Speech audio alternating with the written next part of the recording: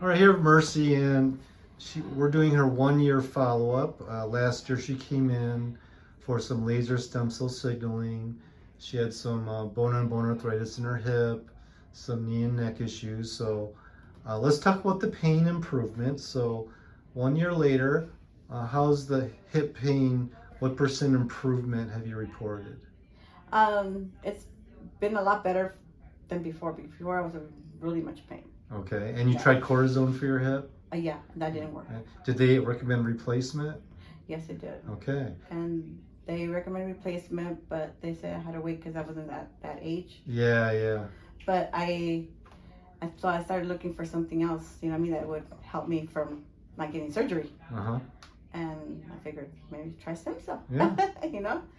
But yeah, so right now, much improvement than before, you know what I mean? Because I was in deep pain. Uh-huh. And the stem cell did work, you know, but I'm still doing How many a little percent? bit better. How many percent better is the pain?